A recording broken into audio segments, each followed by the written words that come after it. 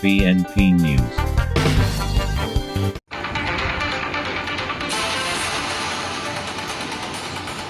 JPSC JSSC भर्ती मामलों पर छात्र नेता कुणाल प्रताप सिंह का हमला, कई मामलों की निष्पक्ष जांच की मांग। आप देख रहे हैं बीएनपी न्यूज़। जेपीएससी भर्ती मामलों में लगातार मुकर रहे छात्र नेता कुणाल प्रताप सिंह ने सोमवार को रांची में प्रेस कॉन्फ्रेंस कर राज्य की भर्ती व्यवस्था पर गंभीर सवाल उठाए। उन्होंने जेपीएससी और जेएसएससी की विभिन्न भर्ती परीक्षाओं में कथित अनियमितताओं को, पेपर लीक के आरोपों और जांच की स्थिति और प्रशासनिक जवाबदेही को लेकर कई मुद्दे उठाए। इस दौरान उन्होंने दावा किया कि उनके पास उपलब्ध दस्तावेजों के आधार पर कई महत्वपूर्ण तथा तथ्य सामने रखे गए हैं और संबंधित मामलों में निष्पक्ष जांच की मांग की गई है। कुणाल प्रताप सिंह ने कहा कि पिछले कुछ वर्षों में जेपीएससी और जेएसएससी की कई प्रतियोगिता परीक्षाओं को लेकर लगातार विवाद सामने आए हैं। पेपर लीक के आरोप, भर्ती प्रक्रिया पर सवाल, परिणामों में देरी और अभ्यर्थियों की शिकायतों के समाधान में पारदर्शिता की कमी ने लाखों युवाओं का भरोसा कमज़ोर किया है। उनका कहना था कि भर्ती प्रक्रिया पूरी तरह पारदर्शी और जवाबदेही होनी चाहिए। प्रेस कॉन्फ्रेंस में उन्होंने सबसे पहले जेएससी सीजीएल पेपर लीक मामले का मुद्दा उठाया। उन्होंने सवाल किया कि यदि मामलों की जांच पूरी हो चुकी है तो सीआईडी की अंतिम रिपोर्ट अब तक सार्वजनिक क्यों नहीं की गई। उन्होंने सरकार से जांच रिपोर्ट सार्वजनिक करने और पूरे मामले की सच्चाई सामने लाने की मांग की। इसके अलावा उन्होंने जेएसएससी सीजीएल में अभय तिवारी की नियुक्ति को लेकर उठे विवाद की स्वतंत्र और निष्पक्ष जांच कराने की मांग की।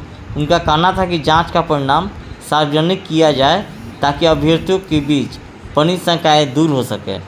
कुणाल प्रताप सिंह ने जेपीएससी और जेएसएससी की उन सभी विवादित परीक्षाओं की स्वतंत्र एजेंसी से जांच कराने की मांग की जिनमें अनियमितताओं की आरोप लगे हैं। उन्होंने कहा कि यदि जांच में कोई दोषी पाया जाता है तो उसके खिलाफ कानून के अनुसार सख्त कार्रवाई होनी चाहिए। उन्होंने टीडीपीएल कंपनी द्वारा आयोजित जेपीएससी परीक्षाओं की समीक्षा की भी मांग उठाई।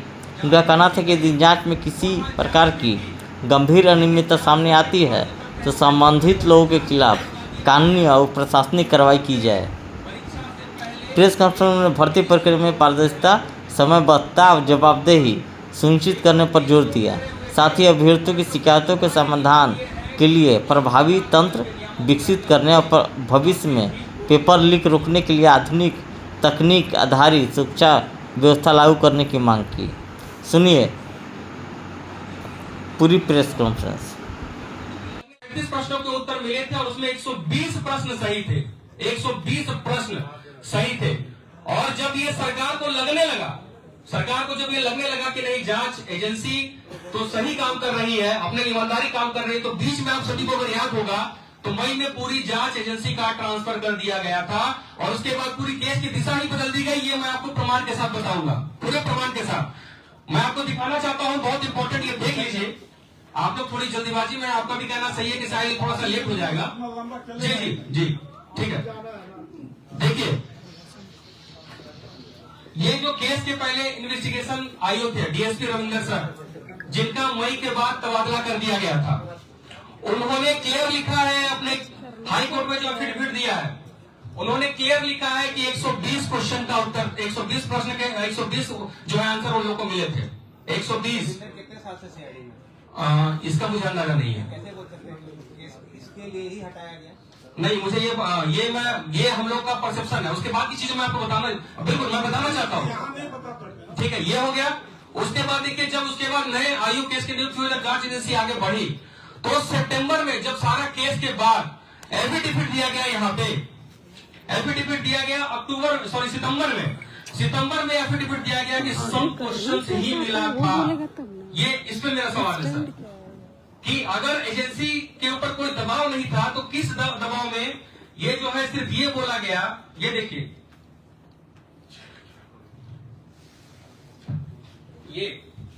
ये सितंबर का डायरी है।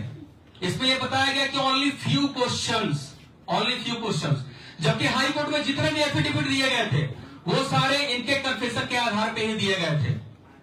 इसमें फ्यू क्वेश्चंस 135 क्वेश्चन में बहुत अंतर होता है।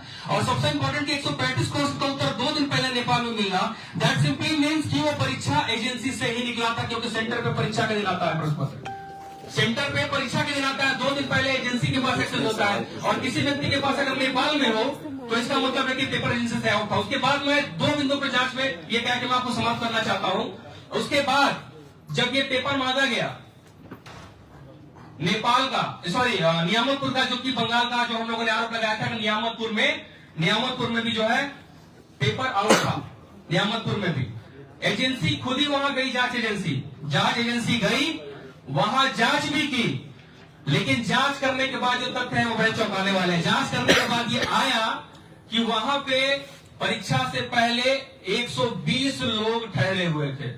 नियामतपुर में, बंगाल में 120 लोग ठहरे हुए थे। पर सबसे दुर्भाग्य की बात यह है कि उस बंगाल एंगल पे, नियामतपुर एंगल पे कभी भी कोई जांच नहीं हुई।